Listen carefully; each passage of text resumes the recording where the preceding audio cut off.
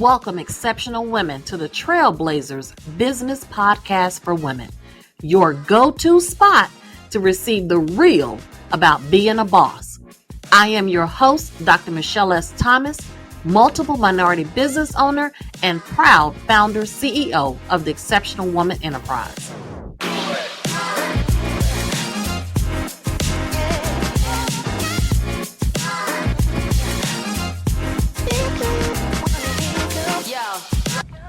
Each episode will give you valuable insights on building the confidence you need to succeed. Sit back, relax, and let's learn to be loud and proud about what we bring to this world of business. 3, 2, 1, yeah!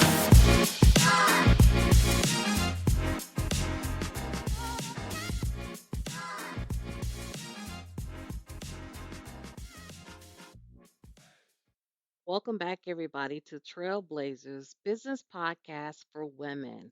Today, we're going to talk about shifting, what it takes, especially in your business as an owner, to not only recognize there are breakdowns or recognize if there are breakdowns within your operation, but also navigating through what's happening with economic changes, your consumer changes, your client changes, and the needs of your business. And how do you make those shifts while still in full operation mode? I'm your host, Dr. Michelle S. Thomas. I welcome anyone, if this is your first time joining us on Trailblazers, welcome.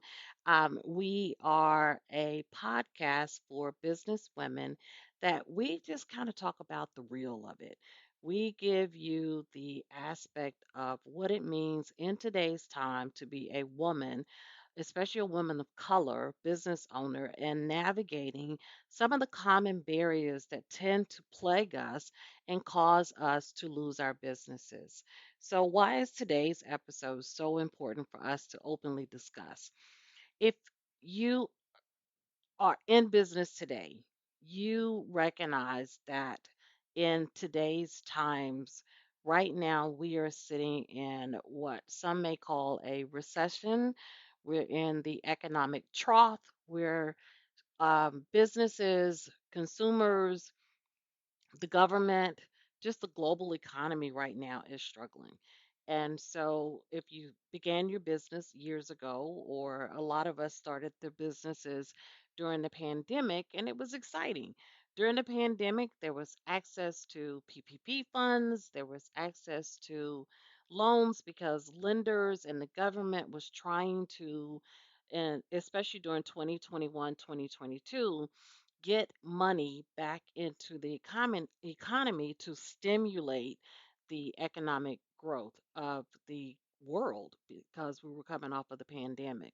So it was easy for a lot of small business owners to get the capital that they needed to be able to start and scale or grow during that time. Well, what has happened within the economic changes is all of those loans were out there, all of the PPP money was out there, but people began to struggle to repay those loans.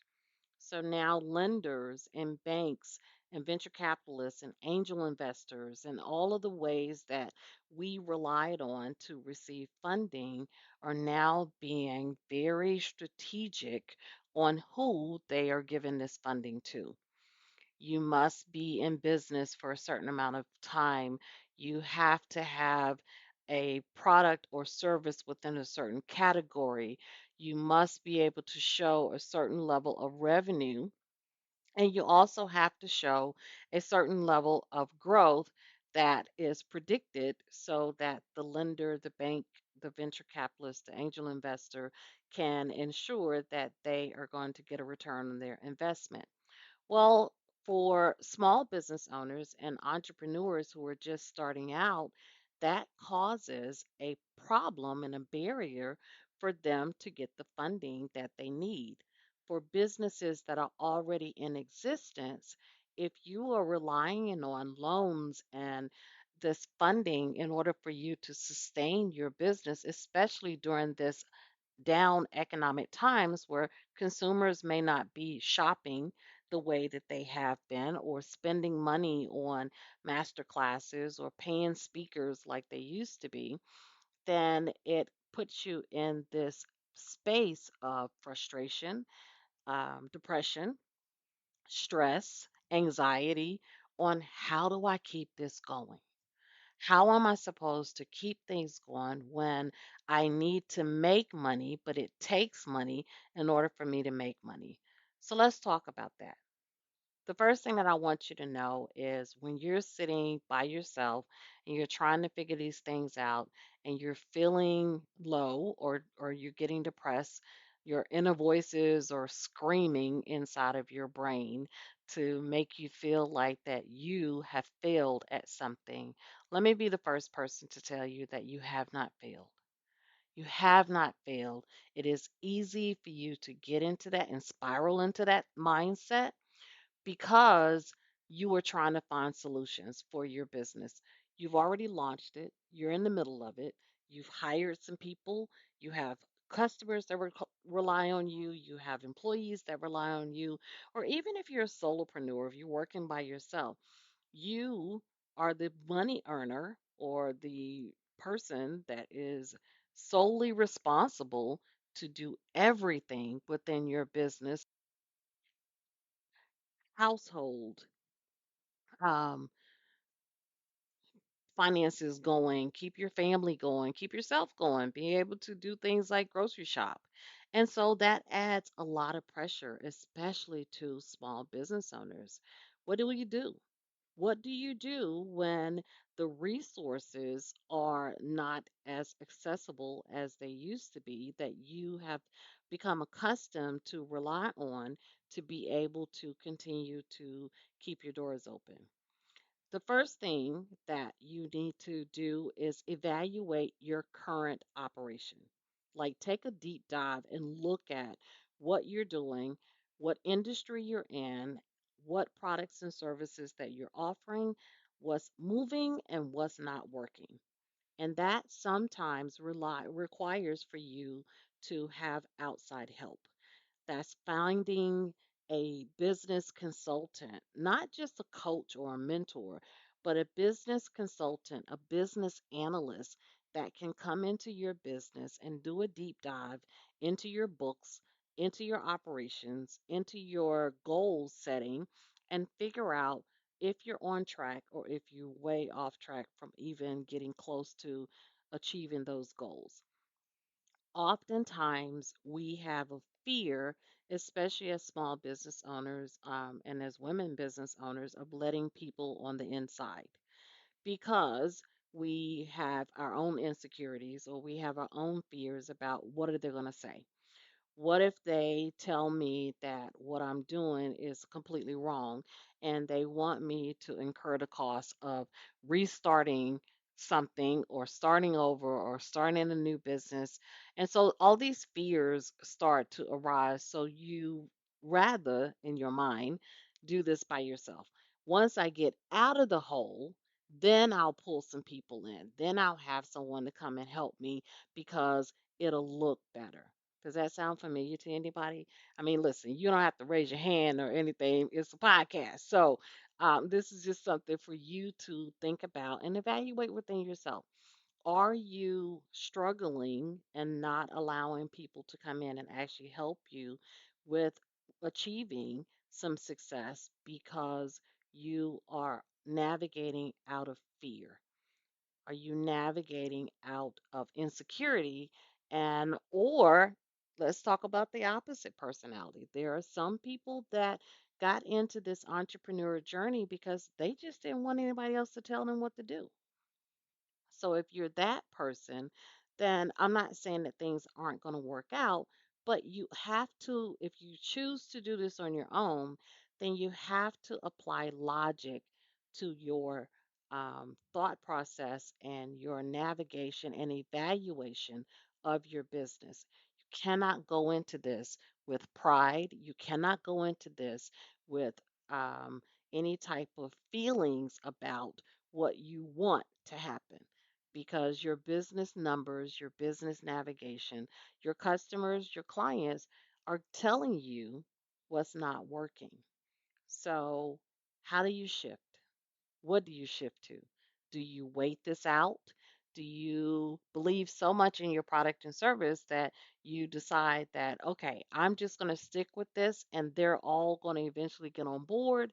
Or do you make some small changes and shifts within what you are doing so that you can begin to, your business can begin to revive itself and come out of the financial hole or the inventory control hole that you're in and begin to grow again? And that's a hard question. That's a hard space to be in. We all sit in these mindset in these spaces that the more money that we make, the less problems that we'll have. But I'm here to tell you that every business, every company in today's times, right now, are meeting with all of their department heads, all of their VPs, all of their partners, their stakeholders. They're all meeting. Everyone is meeting right now to try to find out how do they make it through these down economic times. Because as consumers, we control what products and services are thriving out there basically. And so they're watching what we're buying. They're watching how we're shopping, where we're shopping, what we are not buying anymore. And they're having to make adjustments within their own multi-million and multi-billion dollar businesses so that they can continue to keep their doors open. Because here's the thing that I want you to just really wrap your mind around: the very problems that you are having and and the thought process and the solutions that you have to come up with and navigate through every single day are the same thoughts, problems, and solutions that bigger businesses have to do on a daily basis also. It's just a different scale. So when you're in the mindset to feel like that your problems are going to go away because you're making a lot of money, you also have to recognize that the more money that you are making, the bigger your business is, the more demand that that your business has, the more money it takes to sustain that position. Okay?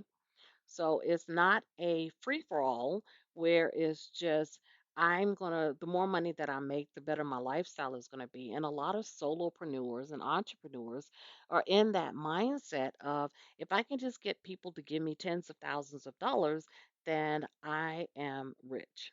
Well, that's fine. But if you're not continuing to grow with your customers, if you're not continuing to offer new products and services, and things that they are actually needing to use, then eventually those customers and clients are going to go somewhere else. They're going to go to other places and other locations that can better serve them because you are still sitting with the same three courses or the same products and the same services that they've already paid for. So to think that you can take the revenue or the profits that you brought in and just rest on that is not a great business decision. You have to continue to figure out how whatever money that you're making, you reinvest a large portion of that back into your business to sustain some type of growth and elevation in your business. Now, if this is your hobby and you're just kind of testing it out, and this is something that you just want to play around with, and you really don't care about the 5 year plan or the 10-year plan, or you're not trying to scale, then you might be in a different circumstance. But majority of the people that tune into this podcast are real business owners that really want to grow and build a legacy, not just for themselves, but for their generations to come. In that case, it takes time to evaluate and analyze the products and services that you offer while still sustaining the marketing, the sales, the promotion of your business. And when you're in that space, What a lot of people don't talk about is how do you emotionally do that? How do you get your mind wrapped around jumping online, doing your podcast, doing lives, communicating with your customers, greeting people, keeping your employees and your team elevated, keeping yourself elevated, while in the back of your mind, you feel like that the building is on fire and everything is falling apart. So it's a lot and it's hard. And that is where big businesses do kind of have a better luxury than the smaller entrepreneur and the smaller businesses because they have directors for that. The owner is a little bit more removed from that emotional space. They're not removed from the stress of it, but they're not having to be the face of it. They're not the people, the marketing team or the sales team. Those people are out there doing their job every day. They are continuing to sell, they are continuing to market, they are continuing to entertain, they are continuing to do what they do because that's what they're hired to do. But for those of us who are in a smaller operation, an entity, you are the face. You are the salesperson. You are the marketing team. You are the staff.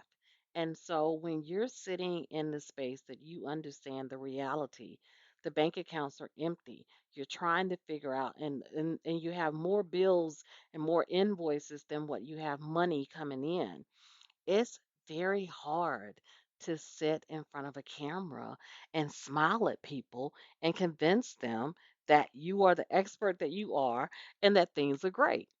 And so that is an emotional journey that a lot of entrepreneurs don't talk about. They don't talk about that space. They don't talk about the stress that they're up under to try to continue to convince people that things are okay when they know that they're not. So, how do you know when it's time to make a shift? There are several factors that you need to consider. You need to consider the demand, the supply and demand of what you offer. That's the first thing that you want to evaluate, especially when it comes down to the economy. Look at how many entities, operations, organizations are out there offering the same product and the same service that you offer. You measure that up against the customer or the consumer demand. If you see that people are not paying for that or the slowdown of people paying for those particular products or services, and that's what your main product or service is, then it doesn't mean that you have to let it go, but it does mean that you might have to shift into some supplemental type of offers or products that can be the fuel to bring money into your business until the customer demand increases. So that may mean that if you are a coach and you have these really big signature package coaching packages that you offer that's 10, 15, 30, $50,000 in order for someone to you to come in and coach that person. Well, consumers right now aren't spending that kind of money. They are very cautious about what's happening because it is their money is being directly navigated and impacted by what's going on in the housing industry, the real estate industry, what's going on in just the consumer industry in general. Groceries are higher, the cost of gas or travel is higher, school fees are higher. Just we talked about on the last episode, you have started getting these emails from your service providers that your apps, the apps that you need to make your business grow, they are passing on the increased cost that they are incurring. They're not holding on to that. They're passing it on to us as their consumer. So your expenses are increasing, consumer expenses are increasing. So they're being a lot more cautious, and which is natural during recessive periods. Consumers are very cautious about the money that they spend. and things that they view as luxury or things that they view as not a necessity for life, they are bypassing those things.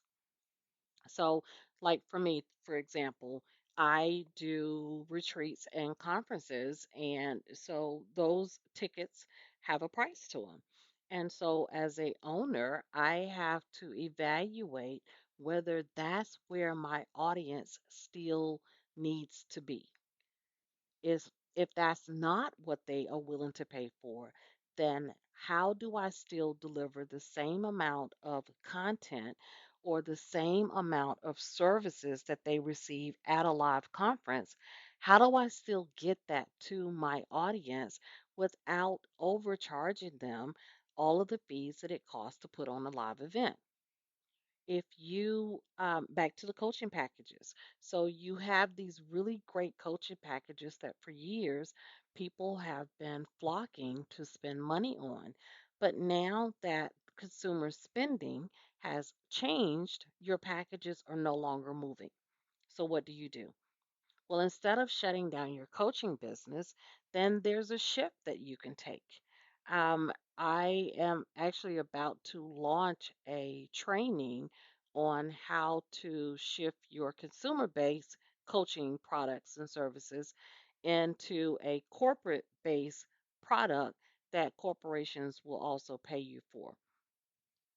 My point is, you have to find where the money is.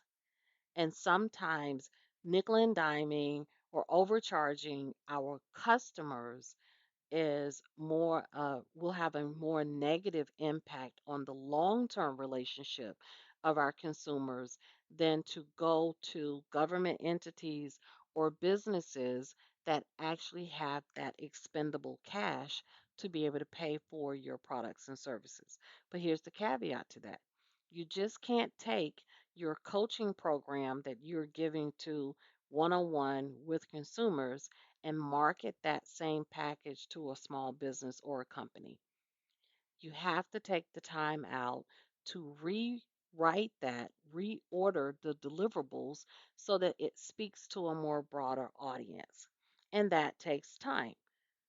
So this is not something that you wake up one day, or I would advise, I can't tell you what to do, but my advice is if you're going to make any shift within your business, this is not an overnight decision.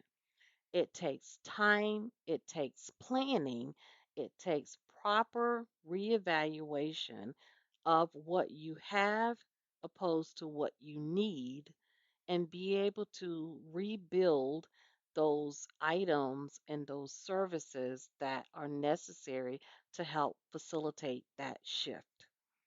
Far too often, we make an emotional decision and we want to immediately launch something out of the desperation of money grab because we need it. We need it.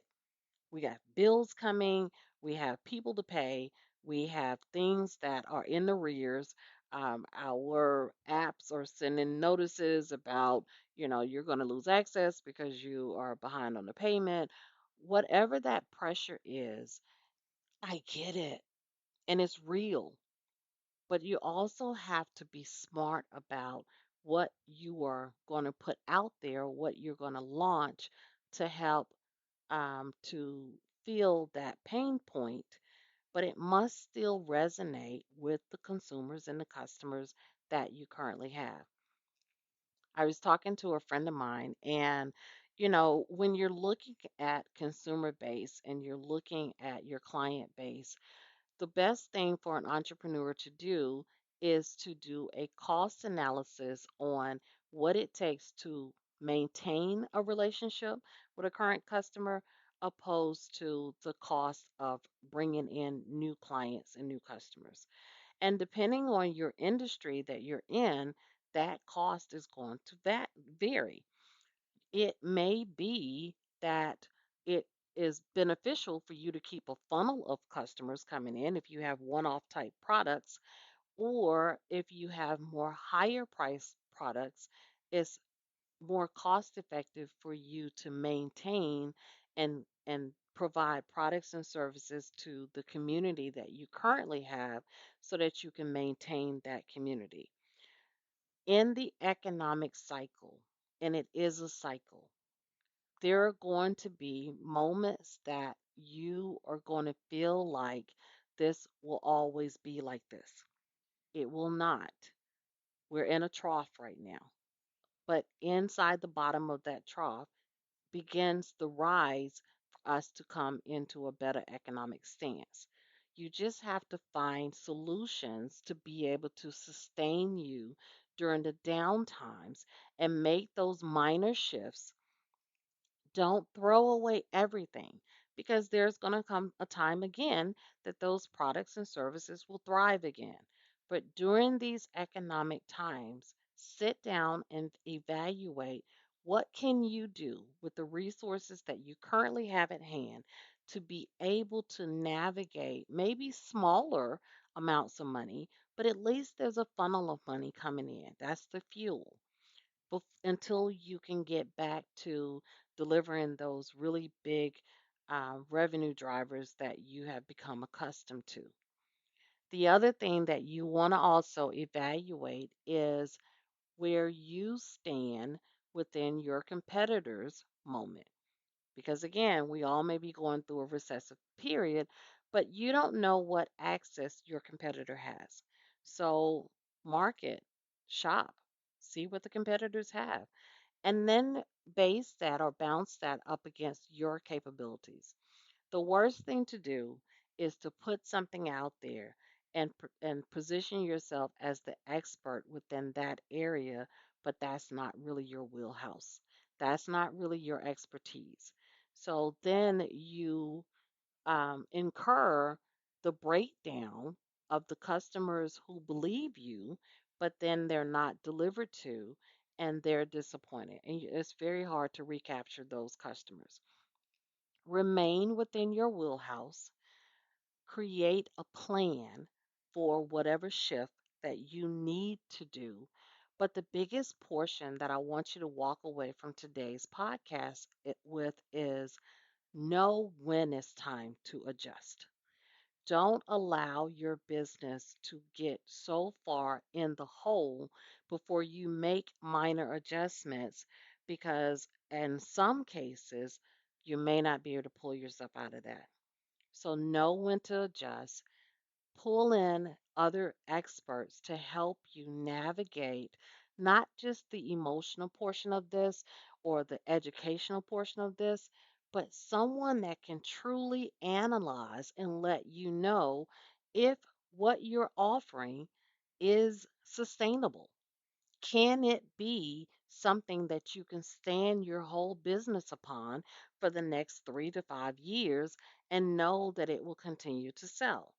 Sometimes you need an outside eye to come in and see where the breakdowns are, what your product and what your service actually is, and be able to give you that expert advice and opinion about where to go from there.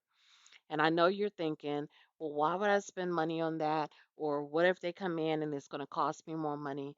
The amount of money that you are going to lose by operating and navigating in the dark is far greater than any fee that you will pay someone to come in and this is what they do.